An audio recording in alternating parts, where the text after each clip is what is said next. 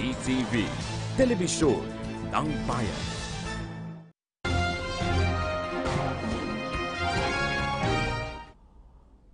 Magandang hapon, nagpapatuloy po ang special coverage ng PTV sa official visit ni Japanese Prime Minister Shinzo Abe sa Pilipinas. Atin pong nakikita ngayon ang pagdating ng sasakyan kung saan lulan si Japanese Prime Minister Shinzo Abe dyan sa may Malacanang grounds.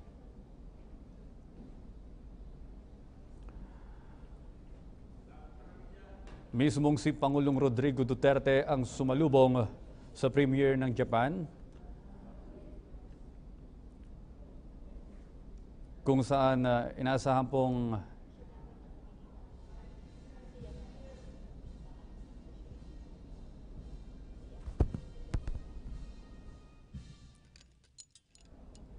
atin po natutunghayan ang arrival ceremony para sa Prime Minister.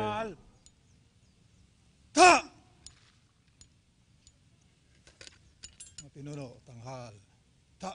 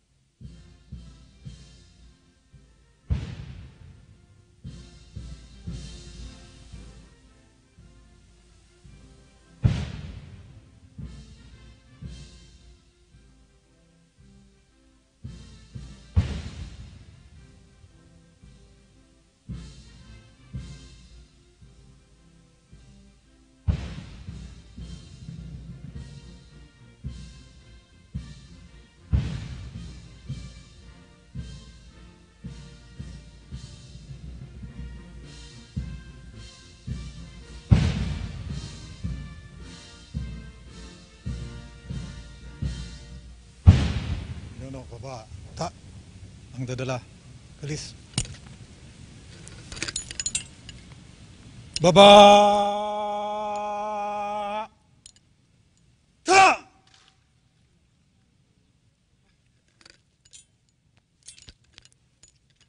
His Excellency, the troops are ready for inspection.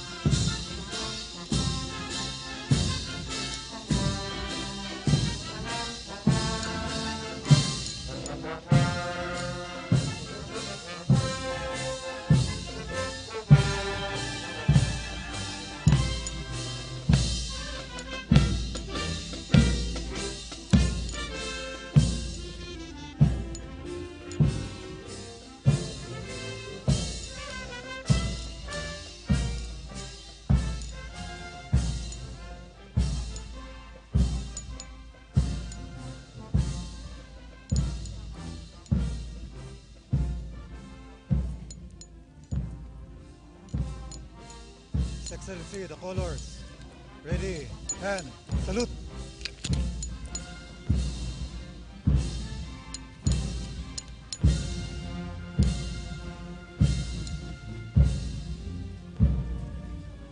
Ready, down.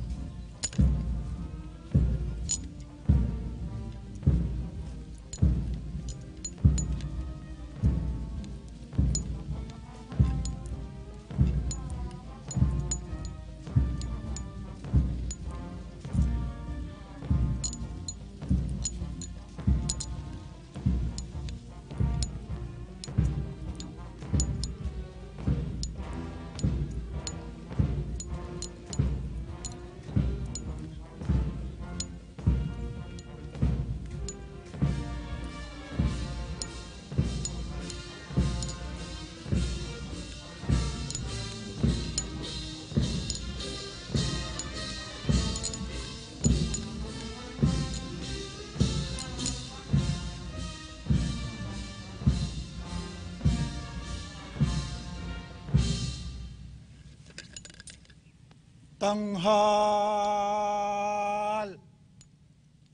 Ta! No, tanghal. Ta!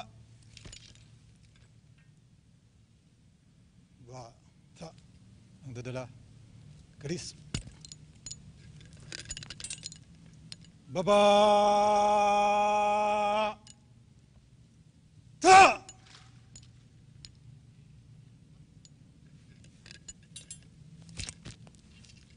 His Excellency, the ceremony is over.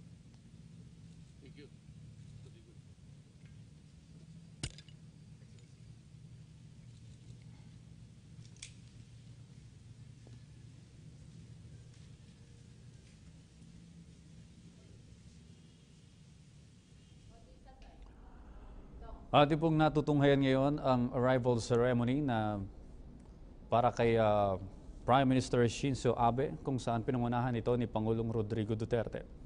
Ngayon po ay kinakamayan na ni Prime Minister Abe ang mga miyembro ng gabinete ng Duterte administration.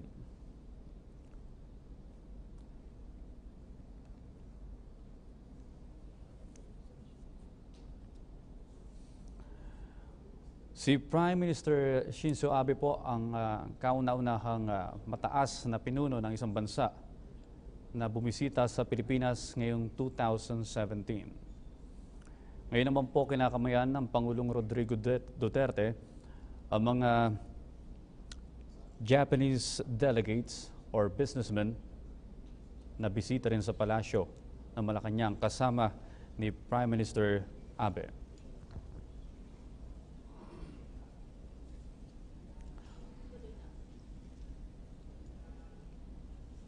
Ang gobyerno po ng Japan ang nangungunang economic partner ng Pilipinas kung saan sila ang may pinakamalaking ibinibigay na official development assistance.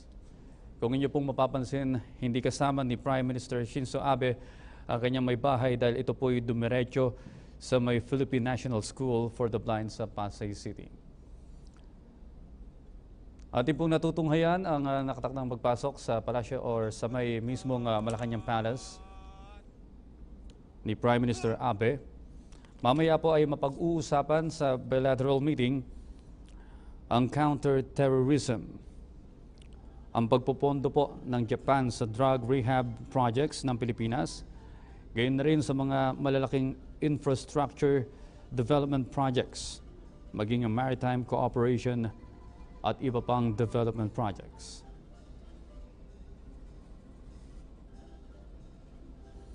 Nakatakda rin pong makipag-usap at humarap si Prime Minister Shinzo Abe sa mga local business leaders at politicians mula Metro Manila hanggang Davao City.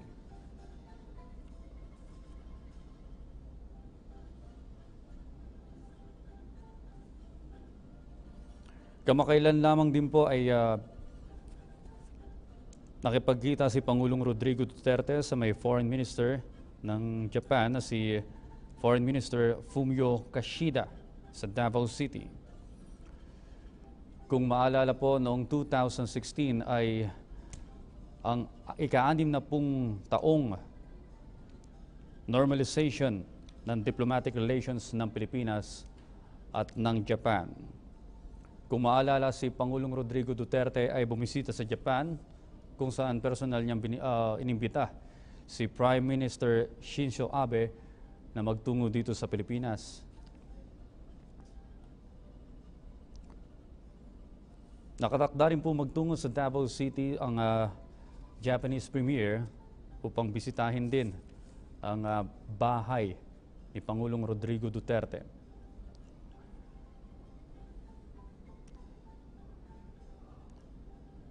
Ngayon po ating natutunghayan ang pagsalubong ng mga kabataan, mga estudyante sa Japanese Prime Minister at sa Pangulong Rodrigo Duterte.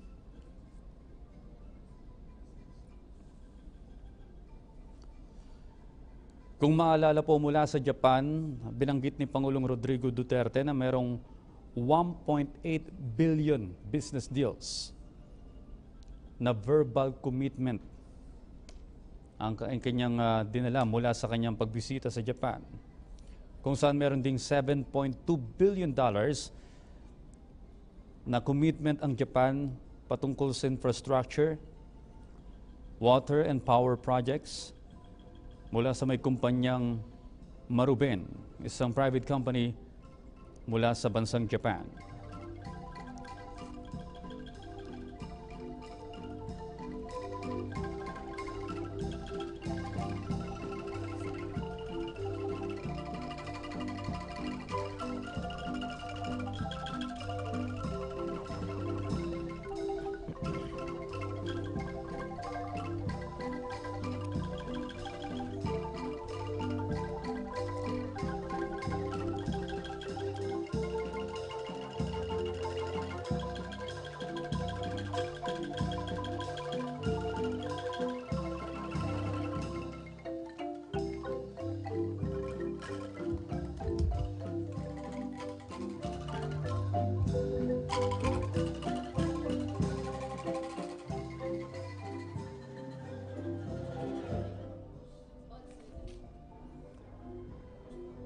Okay, papasok na po si Prime Minister Shinzo Abe sa Palasyo ng Malacanang, kasama pa rin si Pangulong Rodrigo Duterte.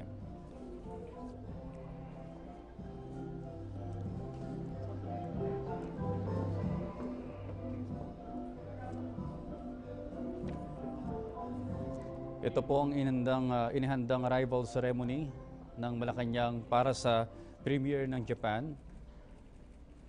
At inaasahan natin siya po ay pipirma rin sa logbook dyan sa may Palasyo ng Malacanang.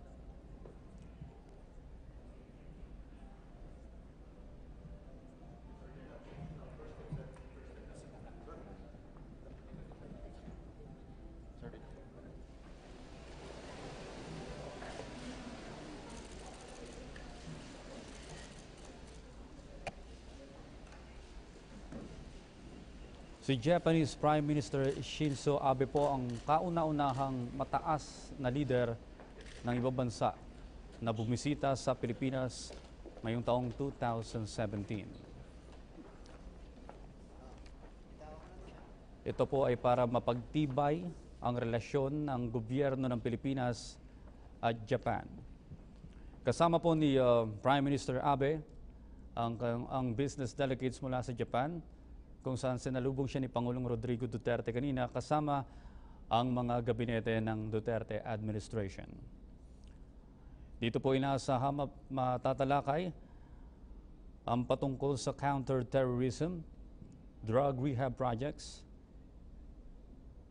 infrastructure development, maging ang maritime and development projects.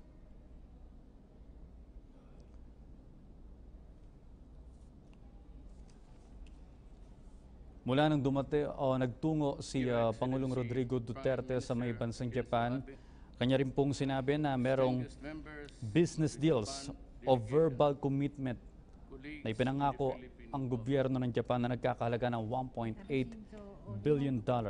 Gayun na rin ang investment na $7.2 billion para sa infrastructure, water, and power projects.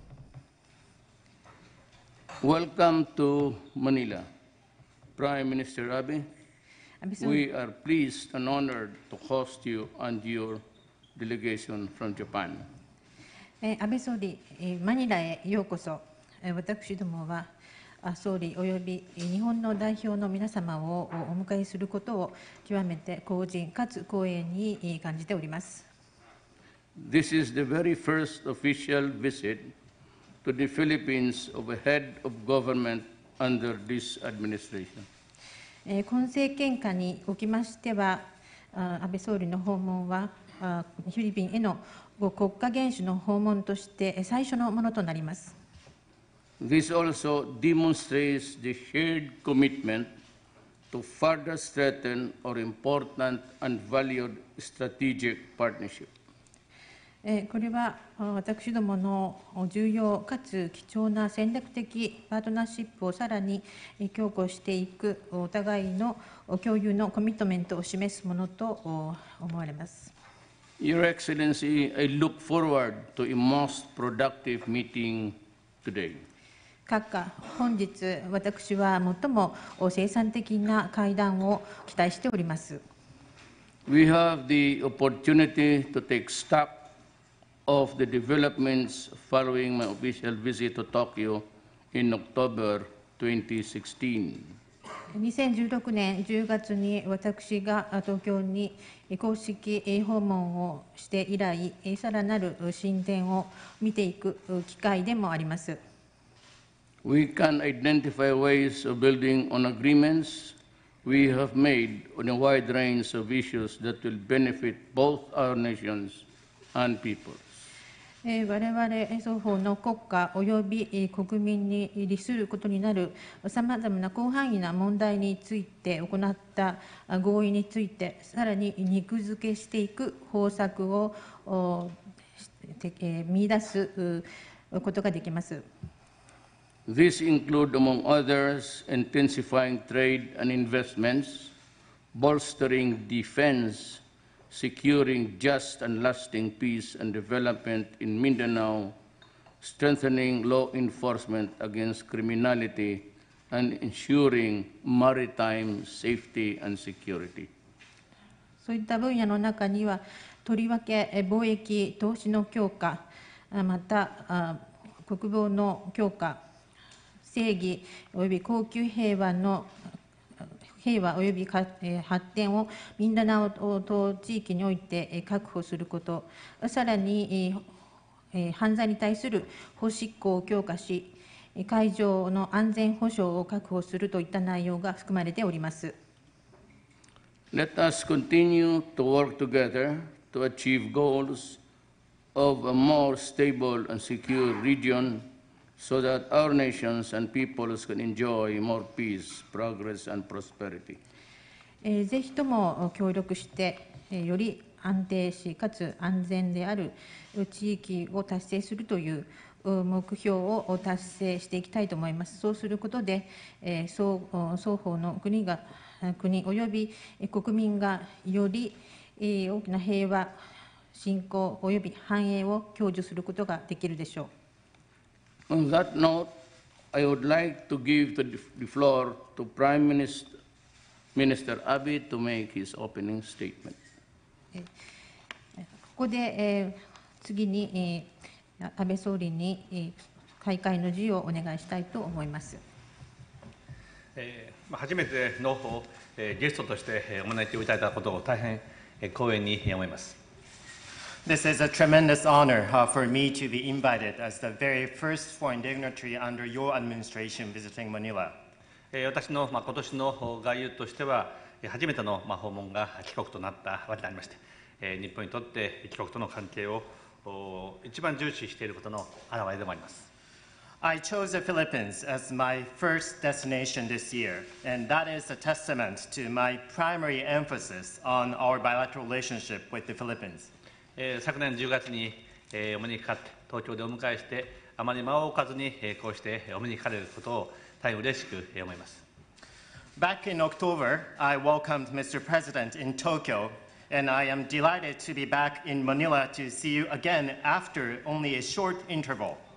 明日、大統領の地元であるダバを訪問できることを楽しみに、私の妻も楽しみにしております。And moreover, tomorrow, my wife and I will visit Davao, your home city, and that gives us a great pleasure.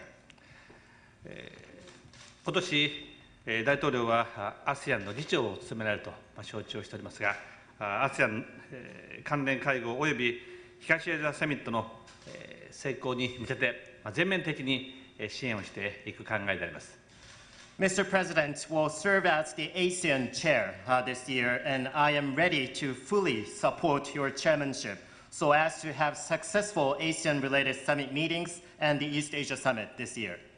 ドテルテ大統領との間で、両国の関係をさらにさまざまな分野で深めていきたい、強化していきたいと思います。And together with you, I am committed to elevating our bilateral relationship to a higher ground, covering a wide range of areas. また、アジア太平洋地域のさまざまな課題に共に手を取り合って取り組んでいきたいと思います。And also let us work hand in hand in addressing various challenges of the Asia-Pacific region. この後、大統領と率直な議論を行いたいと思います。And I very much look forward to having a very candid discussion with Mr. President today. Thank you, Prime Minister Abe.